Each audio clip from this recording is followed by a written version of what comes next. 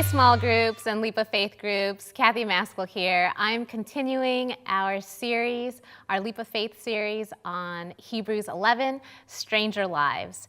And I love how the best stories help us to examine our own hearts and minds from an outsider perspective, where we get to try on someone else's story for a while and find ourselves in them.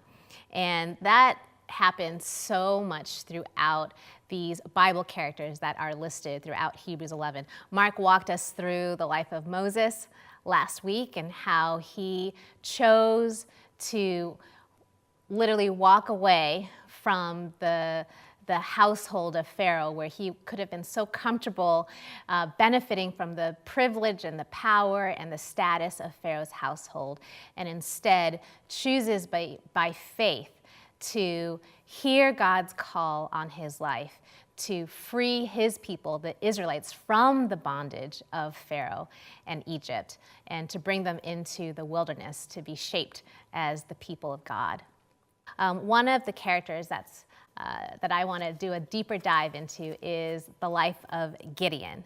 And I love how Gideon perfectly encapsulates a life lived where he acts by faith, and by faith that is counted as righteousness and as that signpost to the promise that would be fulfilled fully through Jesus. Despite how incredibly flawed and limited his character is. And Gideon, the key chapters are Judges 5 through 7, if you want to take a look at that in your groups or later on this week. And so we have Gideon, who I just love this character. He is just an everyman. He's trying to do his thing. He's just trying to make a living. He's trying to feed his children, his family. And times are really tough right now in the history of Israel. God's promise of bringing people into the land of milk and honey through Joshua has happened. But by Gideon's generation, the people have rebelled and have sinned against God to such an extent that God has placed judgment on them, where every 7 years the crops fail. And we encounter Gideon in one of these years of poverty and famine. And what happens to Gideon is he hears God's call. You know, God has decided he is going to raise Gideon up to be a divine judge, a leader for the Israelites. And in Judges chapter 6, verses 11 to 14, we get the story of Gideon's calling. So Gideon is threshing wheat in a wine press in order to hide from the Midianites who have overtaken this area. And so he's hiding, he's like doing his threshing thing. And the angel of the Lord appears to Gideon and he says, "The Lord is with you, mighty warrior." And Gideon's like, "Who? Who are you calling mighty warrior?" And so Gideon says, "Pardon me, my Lord, but if the Lord is with us, why has all this bad stuff happened to us?" Can you find yourself in that story, relating to Gideon in any way? You know, Gideon says, "Where was God? Where was God in all his wonders when I can't even put food on the table for my family?" And then in verse 14, it says, "The Lord says, go in the strength you have and save Israel out of Midian's hand. Am I not sending you?" And so Gideon and the Lord have this back and forth where Gideon says, "Come again. You obviously don't know what you're talking about, because I can see with my eyes the famine in the land, the oppression of the Midianite army, my hungry family, and you're trying to tell me I'm going to save Israel." If Gideon knows anything, this is the one thing he is sure of, is that he is too weak for the job. So many times God seems so far away when we're in the middle of suffering or being put down by someone else. And in that very moment where we so desperately need rescue, we may miss God, or if we even hear God's promise of rescue, we are in a place where we actively use our energy to dismiss it. And that's what we see happening with Gideon. So Gideon is weak.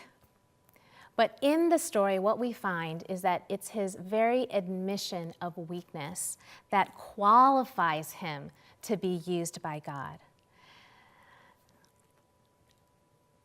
I think about how we cannot be too small to be used by God, actually, but we could be too big. If we want the credit for what God is doing, God won't use you. If he says that he alone is Lord and there is no other, he does not want to give his glory to anyone else.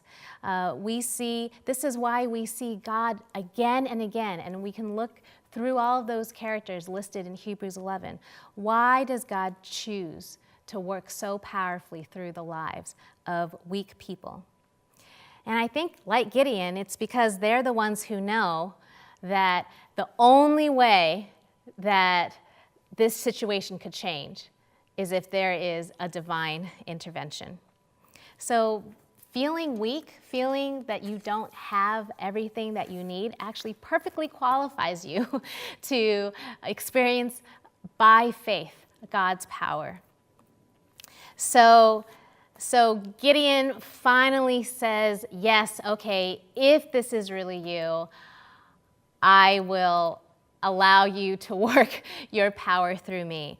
And so God tells Gideon to raise an army. Gideon actually manages to call 32,000 men to form an army. But out of those 32,000 men, ultimately what happens is that God calls out 1% of that army. So even in that interaction, you see Gideon saying, okay, I heard you call me. I'm feeling so weak. So if it's you, let me go gather a massive army. And so again, God has to instruct and drive this same point home. And now we're in Judges chapter 7, verse 2. Where God says, the people who are with you are too many for me to give Midian into their hands, lest Israel become boastful, saying, my own power has delivered me.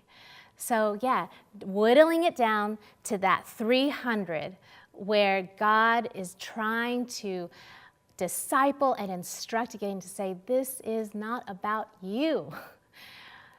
What if this was about me and you participating in what I'm doing? So I want to invite your group to consider some of these bigger ideas through Gideon's story. What does it mean that sometimes smaller could be better? What does it mean that God says, not many strong, not many wise, not many rich have been called?